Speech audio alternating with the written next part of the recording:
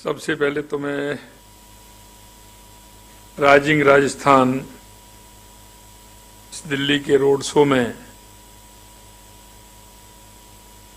आप सभी का स्वागत, अभिनंदन,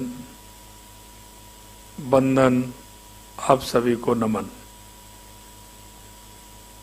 rising Rajasthan Delhi road show में आज मंच पर विराजमान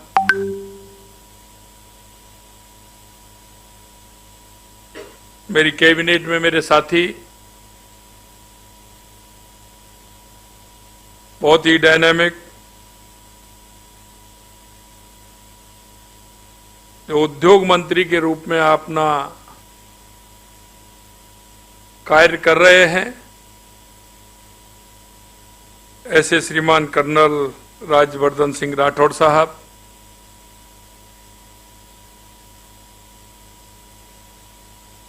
डीसीएम श्रीराम लिमिटेड के chairman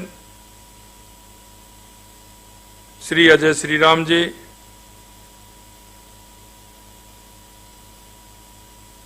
DGCI Shri Chandrajit Banerjee, MD Tata power Shri Praveen Sinha ji, CEO JCB Deepak Sethi ji, chairman Avaada group Vineet Mittal ji, MD एवं CEO small finance bank Shri Sanjay Agarwal जी,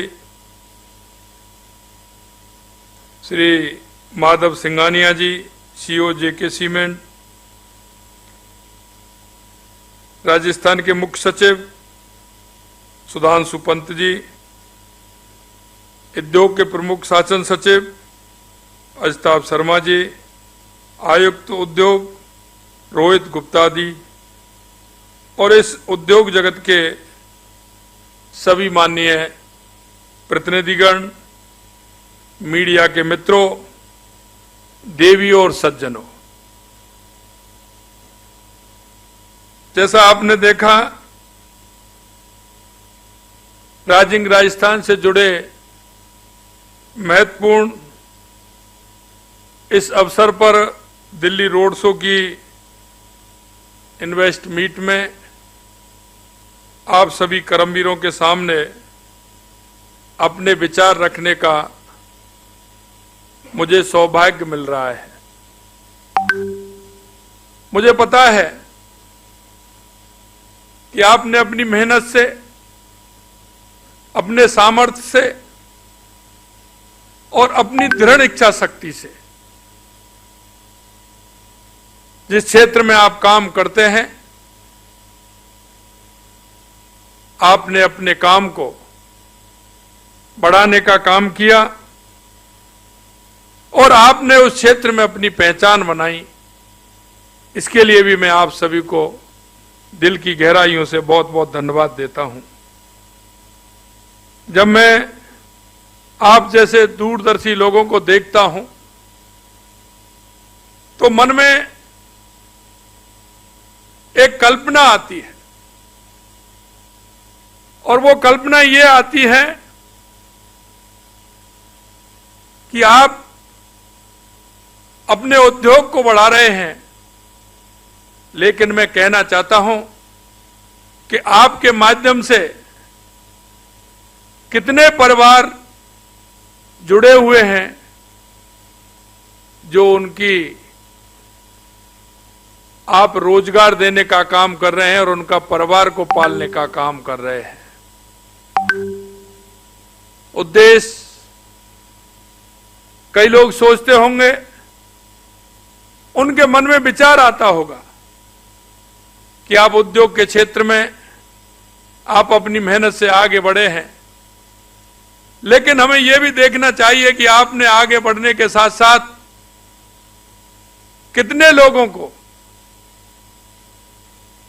रोजगार देने का काम किया है, उनकी आजीविका देने का काम किया है। हमारे सीएस साहब कह रहे थे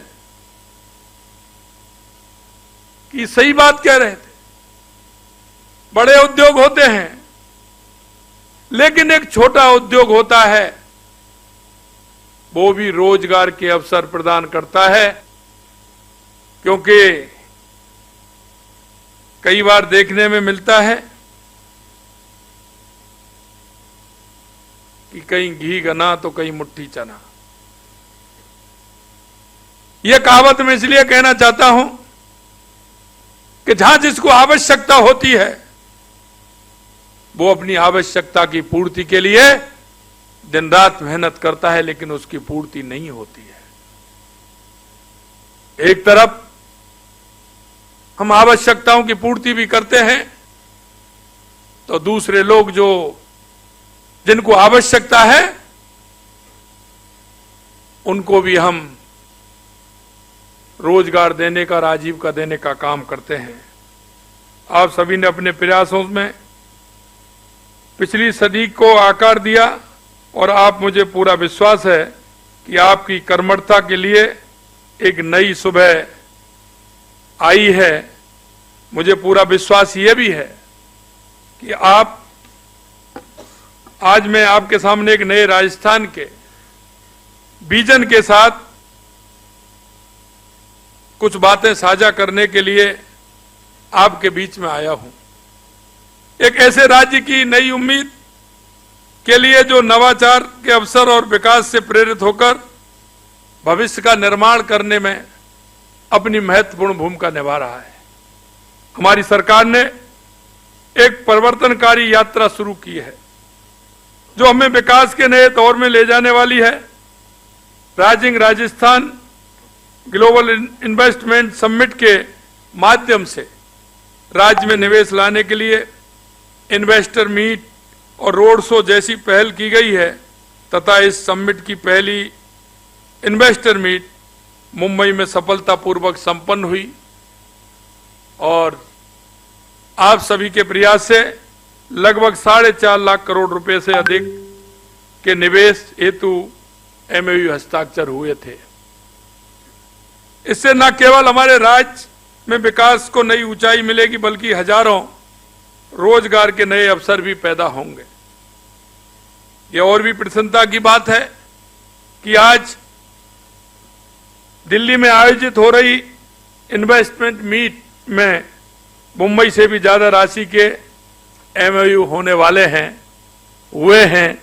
इसके लिए मैं आप सभी को बहुत बहुत धन्यवाद भी देता हूं, जो राजस्थान में निवेश के लिए बन रहे सकारात्मक माहौल को दर्शाता है। यही नहीं, मुझे और भी पूरा विश्वास है कि आप सबके सहयोग से अगले 5 वर्ष में हम अपने राज्य की अर्थव्यवस्था को दुगनी करने में सक्षम होंगे।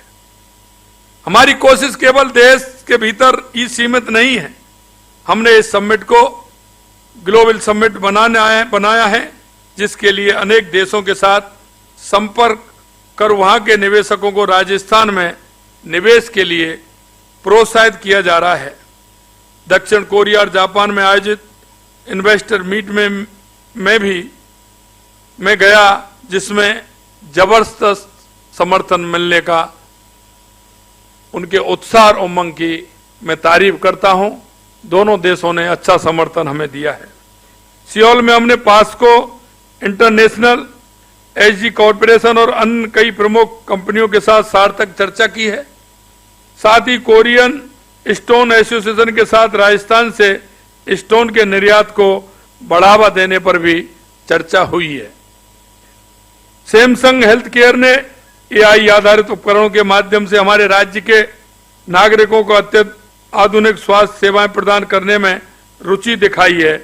साथ ही एलेक्स इंटरनेशनल और ओरियन कॉरपोरेशन जैसी बड़ी कंपनियों ने माइनिंग और मैन्युफैक्चरिंग सेक्टर में भी निवेश करने में रुचि दिखाई है। जापान में भी हमारी इन्वेस्टर मीट बहुत सफल रही। टोक्यो और ओसाका में आयोजित बैठकों के दौरान अनेक प्रमुख जापानी कंपनियों से राजस्थान में निवेश पर विस्तृत चर्चा की गई है। डाइकिन और नीडेक जैसी कंपनियों के साथ हुई वार्ता ने राजस्थान में नई तकनीकी और उद्योग को लाने के हमारे प्रयास को सशक्त किया है। निमराना की सफलता से अब जापान में भी निमराना डे का आयोजन करने लग गया, जो हमारे देश के लिए गौरव की बात है। जापान में जिस दिन में गया 12 तारीख को निमराना डे का आयोजन भी वहां हुआ, तो निश्चित रूप से आपका डे वहां भी मन रहा है और वो अपने उद्योग को बढ़ावा देने के लिए, वहां से लोगों को जोड़ने के लिए काम कर रहे हैं। निश्चित रूप से बहुत ही खुशी की बात होती है। यह शुरुआती सफलताएं हम इस बात का एहसास कराती हैं कि हम एक सही दिशा में आगे बढ़ रहे हैं। इच्छुक निवेश राज निवेश पोर्टल के माध्यम से राज्य में निवेश के लिए आप आवेदन कर सकते हैं। हम कहने में नहीं, करने में यकीन रखते हैं। हाल ही में एक फिल्म निर्माता मेरे पास आए और सुबह मेरे पास वो लगभग 11-12 बजे मेरे पास पहुंचे और जयपुर में वर्षों से प्रतीक्षारत फिल्म सिटी की जरूरत को बताया। और वो कई बार कहते थे और हम भी बार पहले सुनते थे कि फिल्म सिटी आ रही है, फिल्म सिटी आ रही है। लेकिन वो कहता था कि साहब मैं आपके यहां 10 साल से आ रहा हूं। और वो ये कहते हुए मुझे और ज्यादा खुशी हुई। उन्होंने कहा कि मैं राजस्थान का हूं, मेरे पूर्वज राजस्थान से गए और मैं चाहता हूं कि राजस्थान के अंदर मैं फिल्म सिटी लगाने का काम करूं। तो मैंने कहा कि आप आइए राजस्थान में, आप लगाइए। मैंने मेरे अधिकारियों को तुरंत कहा कि आप मेरे पास वो ऑफिस में लगभग 1 बजे मेरे पास पहुंचे। उस दिन मेरी कैबिनेट भी थी। मैंने हमारे अधिकारियों को निर्देशित किया, कहा कि भाई इनको जमीन दिखाइए। मैं आपको कहना चाहता हूं 1 बजे वो जमीन देखने गए, 4 बजे मेरी कैबिनेट थी, 6 बजे वो लौट करके आए। जैसे ही मेरी कैबिनेट का मीटिंग पूरी हुई तो उन्होंने उसके बाद जमीन देख करके जमीन को सुनिश्चित कर दिया। ये सालों में नहीं, ये दिनों में नहीं, ये घंटों में उनका काम हुआ। ये मुझे बड़ी खुशी की बात है, क्योंकि काम करने के लिए दृढ़ इच्छा शक्ति बहुत आवश्यक है। मैंने राजस्थान के अंदर, जैसा हमारे मुख्य सचिव जी ने बताया, कि हमने घोषणा की कि 5 साल में हम 4 लाख सरकारी नौकरी देंगे, 6 लाख हम प्राइवेट नौकरियां देंगे। अब आप देख सकते हैं आज मेरे को 9 महीने हुए हैं, 33,000 लोगों को नियुक्ति पत्र हमने दे दिया। 33,000 लोगों को नियुक्ति पत्र दे दिया। और कल ही हमने लगभग 90,000 वैकेंसी कल हमने हमारी कैबिनेट में मंजूर की है। 90,000 वैकेंसी हमने निकाली है। मैं कहना चाहता हूं, चतुर्थ श्रेणी कर्मचारी की भर्तियां अब लगाइए कि एक साथ 60,000 वैकेंसियां निकले। ये कब से नहीं हुई, क्यों नहीं हुई? लेकिन हमने तुरंत 60,000 वैकेंसी उसके लिए निकाली। 23,000 वैकेंसियां हमने हमारे सफाई कर्मचारियों के लिए निकाली और लगभग 7,000 के लगभग हमने हमारे जो चालक, हमारे ड्राइवर जो होते हैं, उनकी हमने वैकेंसी निकालने का काम किया है। और हमने कहा है कि इस साल हम सरकार के माध्यम से 1 लाख हमारे युवाओं को नौकरी देने का काम करेंगे। और मैं आपको विश्वास दिलाता हूं 1 लाख से ज्यादा लोगों को रोजगार देने का काम हम इस साल पूरा करके देंगे। क्योंकि मन में जब यह होता है कि हमें कुछ करना है, मन में यह होता है कि हमें कुछ करना चाहिए। और मैं इसीलिए आपसे कहना चाहता हूं कि आपको किसी भी तरह से राजस्थान के अंदर कहीं किसी तरह से कोई परेशानी नहीं होगी। इसी तरह हमारी सरकार ने विभिन्न राज्यों और देशों में आने वाले निवेशकों को सफलतापूर्वक धरातल पर उतारने के लिए IAS अधिकारियों को विशेष तौर पर नियुक्त किया है। जो निवेश को आकृत करने में और इसे धरातल पर उतारने में सुनिश्चित करने में काम करेंगे। ऐसा करने वाला राजस्थान शायद पहला देश होगा, पहला प्रदेश होगा, हमारा देश के अंदर पहला प्रदेश है। जो हमारे अभी कह रहे थे कि आप एक अधिकारी को लगाइए, हमने हमारी ऐसी 25 कंट्री हैं जिसमें हमने एक एक IAS अधिकारी को लगाया है। हमने हमारे सभी राज्यों में एक एक अधिकारी को लगाया है और हमने विभाग अनुसार भी हमने एक एक अधिकारी को लगाया है। और ये नहीं वो अधिकारी का ट्रांसफर हो जाए, ट्रांसफर हो जाएगा लेकिन वहां से उसका ट्रांसफर होने वाला नहीं है। जिसको जो कंट्री दी है वो कंट्री उसको पूर्ण रूप से वो देखेगा और उसको जिसको प्रदेश दिया है वो प्रदेश देखेगा और जिसको विभाग दिया है वो किसी विभाग में हो लेकिन उसी विभाग को परमानेंट देखेगा, जिससे उसको पूरी जानकारियां मिलती रहे और उस जानकारी के माध्यम से वो अपना काम करता रहे।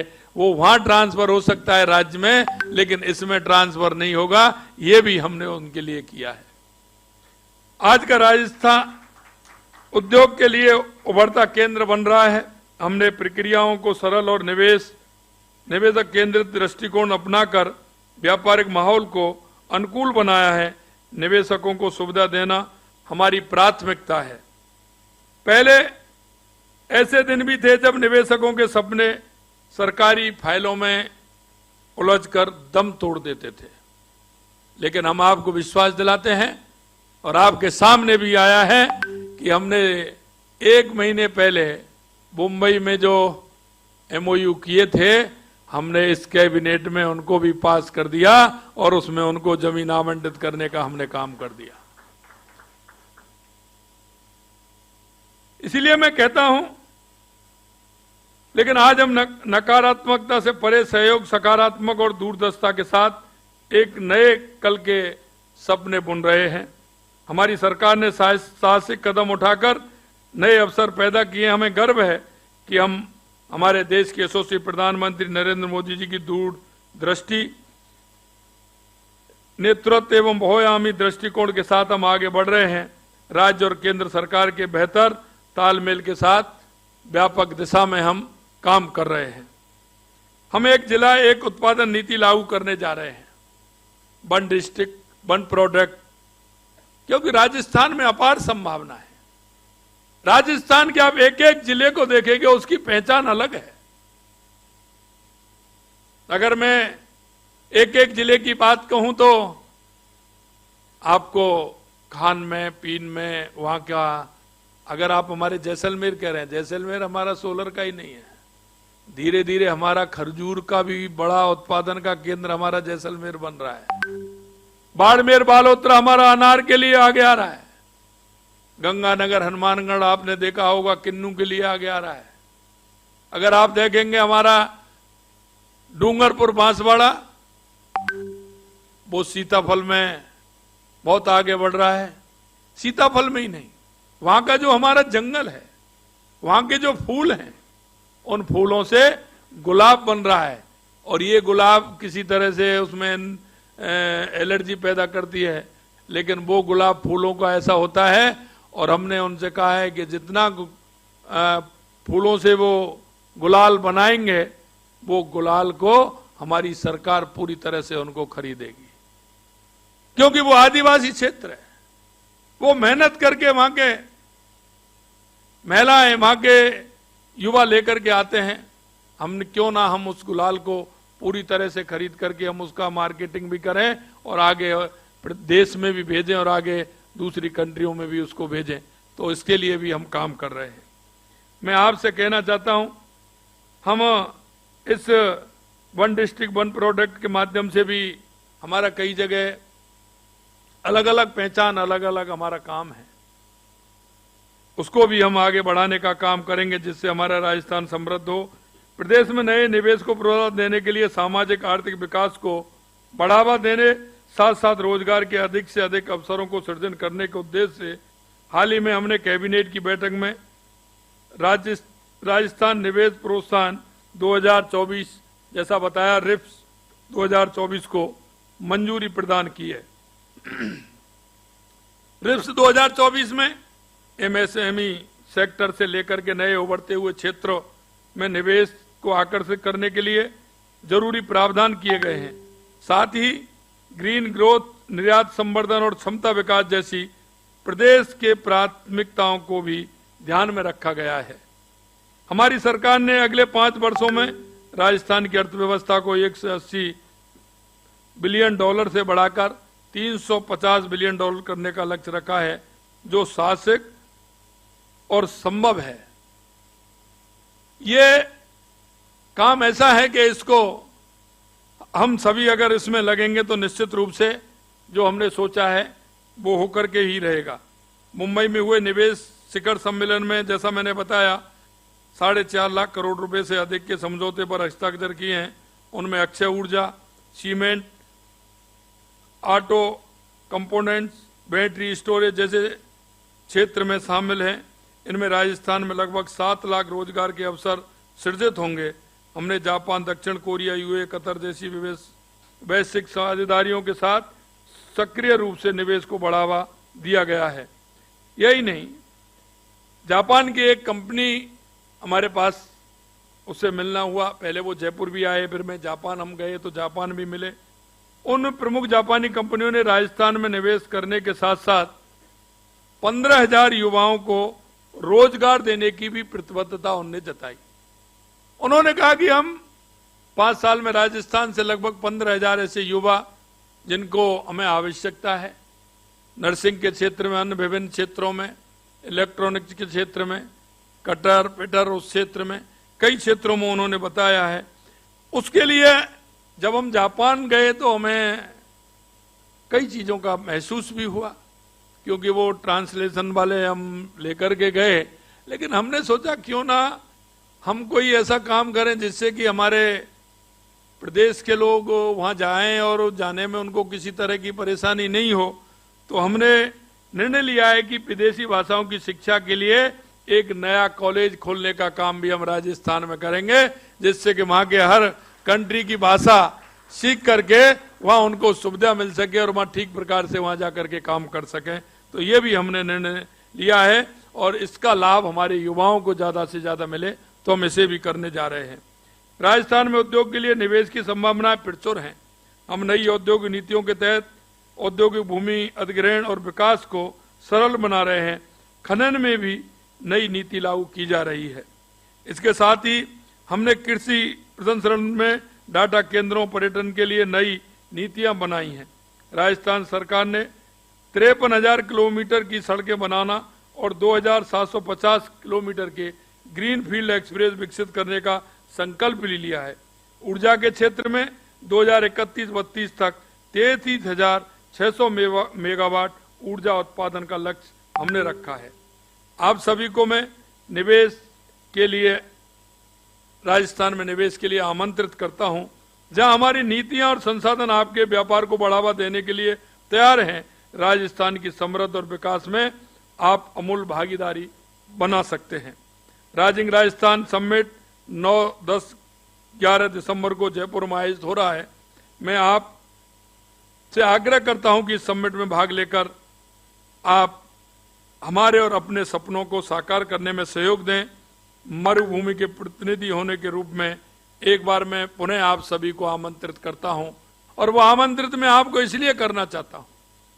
राजस्थान एक ऐसा प्रदेश है जिसमें अपार संभावना है। किसी भी क्षेत्र में देख लीजिए, चाहे वो मिनरल का क्षेत्र हो, चाहे वो पर्यटन का क्षेत्र हो, चाहे वो कृषि का क्षेत्र हो, ऑटोमोबाइल का क्षेत्र हो। और मैं कहता हूं कि लोग कहते हैं कि राजस्थान